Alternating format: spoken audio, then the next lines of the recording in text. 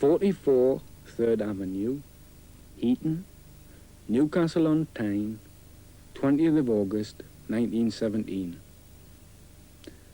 Dear Sir, with reference to your advertisement in today's North Mail, I beg to apply for the post. I'm 14 years of age, strong, healthy, bright, punctual, clean and willing. My parents are working class. My environment is working class. The school I've just left is working class. And with your kind assistance, I feel qualified to become working class myself. It's usual to enclose testimonials as to one's good behaviour and ability when asking for a job. I send me horoscope instead.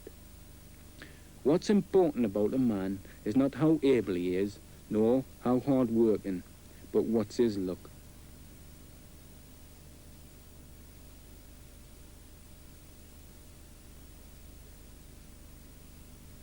Jack Common set great store by look, although not much came his way.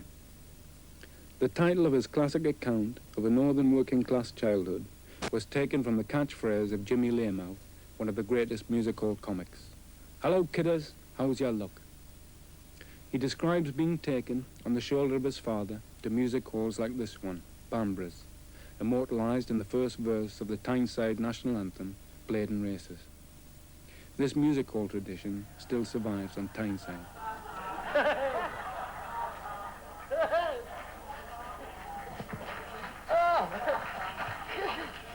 Do you know what it is? I'm laughing myself. I've never heard it before. Well, he goes down to the club at night.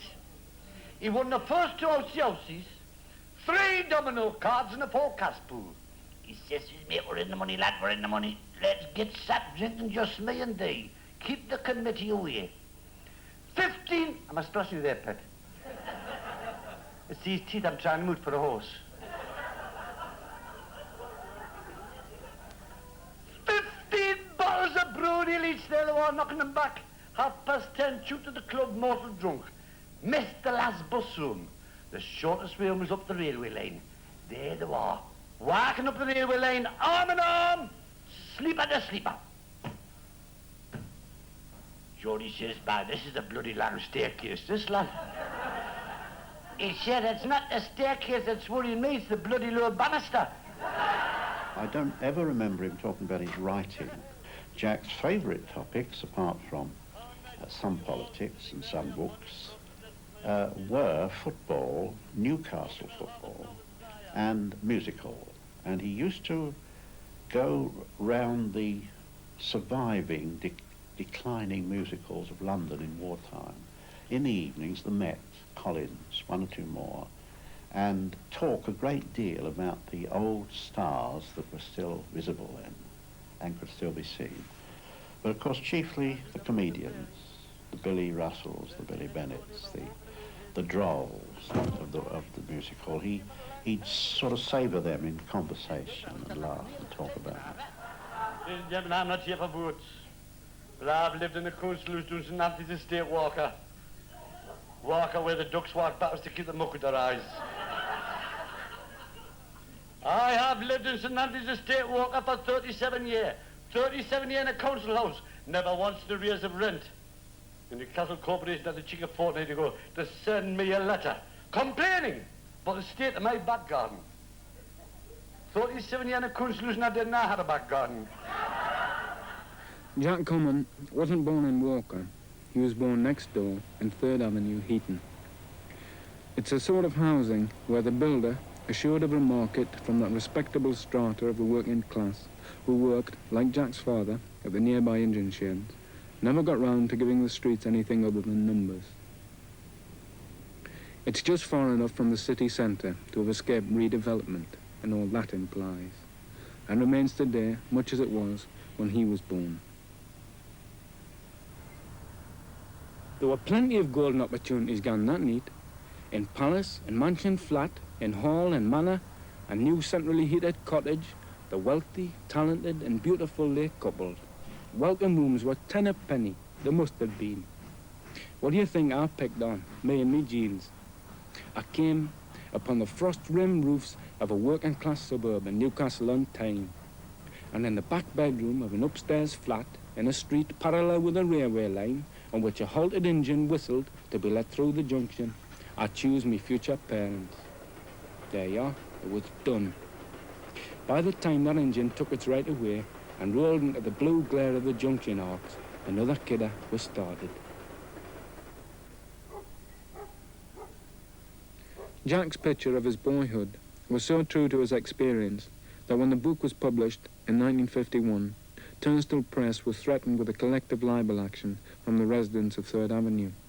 Then everyone wanted his book not to be published because he had described his characters so well that everyone knew who he was meaning. Even me, though I was only about 18, I knew who he was meaning when he described the characters and the goings-ons in his own house. And he was always known as Kidder, and if you saw him, you didn't say, "Aye, aye, Jack," he said, "Aye, aye, Kidder." Tommy McCulloch, who worked as an engine driver at Eaton Sheds, was a lifelong friend, and later, when Jack left Tyneside, followed him to London. And I started to read his stuff. Much of it was scarcely legible. And after about a year or two, I said, it's a typewriter you want, lad. So we managed to get him a second-hand Monarch 3-bank, on which he worked, and managed to write some articles, like. But in addition, he wrote the John Middleton Merry, who was then editing the Adelphi. His article apparently impressed John Middleton. After a while, Murray pronounced.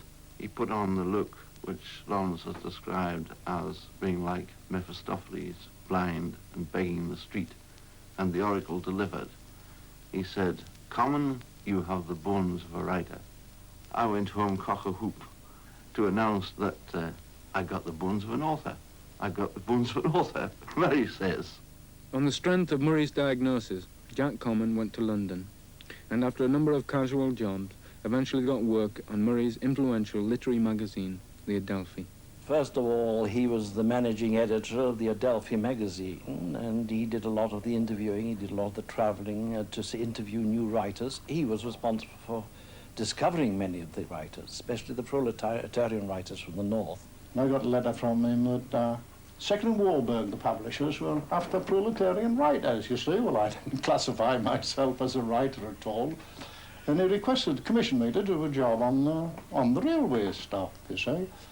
And in his letter, he had said, he was seeking 6 other lads, all of whom would describe what they knew about work as best they could, and he would polish it ready for publication. Editing 7 shifts, together with his collection of essays, Freedom of the Streets, brought Jack Common close to another 30s nonconformist. I heard of this interesting man who had been a tramp, and who at the same time was capable of writing extremely good reviews for the magazine. And actually I wanted to meet him. And I was disappointed at once because it was quite obvious the man we were going to meet was a public school man. And he outlined his plans for Christmas. He intended to spend Christmas in jail. His idea was to light a sort of bonfire in Trafalgar Square and get run in. I counseled him against this. I always firmly held that if you're going to jail, you might as well have something for it. My advice was take to theft. A bonfire would simply suggest something undergraduate-like. He'd probably be let off. But Orwell or Blair, as he was then, didn't take my advice. There's no jail. Don't know how he spent Christmas. Jack's friendship with Orwell started quite a time before Orwell was famous. And I'm sure that Jack gave George Orwell as much, probably more, than Orwell gave to him. Since that time, Jack has existed really in books only because his letters to and from George Orwell and his relationships with George Orwell have given people material for books. Well, of course, Orwell liked him so much that there was never any trouble over theories or anything like that. Orwell leaned on him rather like Dante leaned on Virgil. On other things too, Middleton Murray and so on, Jack is a kind of name in an index of all these books, but not given any, his own letters are not published. All you have is his letters to these people. One of the things that horrified him was the climbers in the political world, and the pseudo-Marxists, the pseudo-socialists, and all these pseudo-people.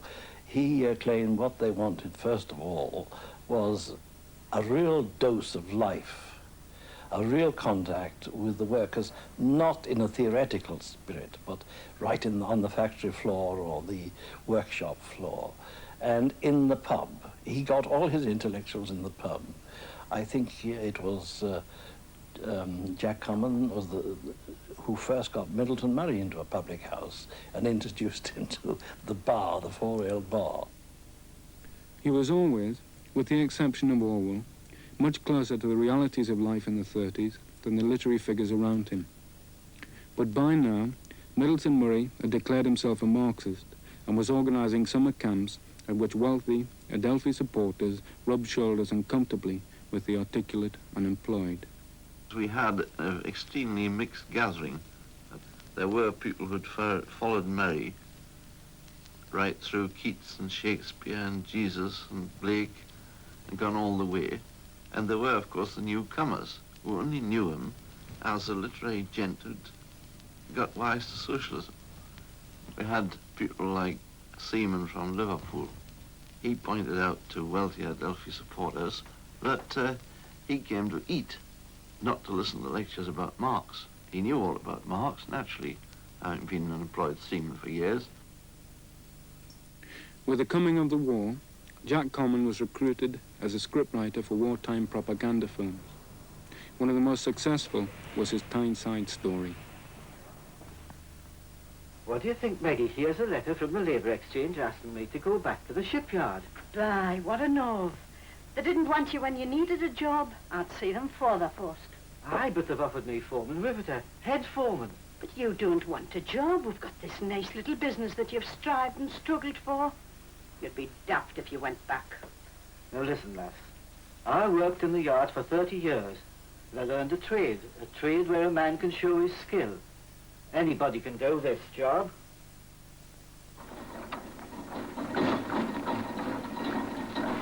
Well, no good, Fred. The Ministry of Labour's overruled us. You've got to go back to the shipyard. To hell with the shipyard. They've no right to play fast and loose with men like this. Not so long ago, they threw us out of the yards to starve or scrounge. Skilled men, mind you. Brought up to a trade. And nobody cared. Now they want us back. There's a war on. Now, wait a minute, Fred. Next You thing can't... you know, the war'll be over and out again you'll go, you mugs. Ah, well, not for me. I've got a good job down here, and the missus has got a nice little home together. What? Go back to the shipyard? I'll see the men help us.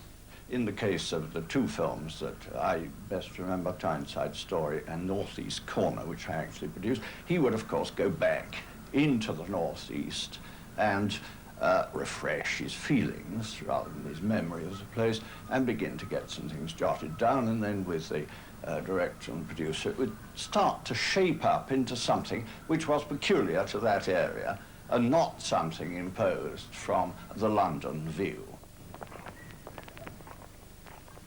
His lifelong commitment to his class and region can be seen in the film's ending, where he suddenly cuts through the propaganda cliches of wartime uplift.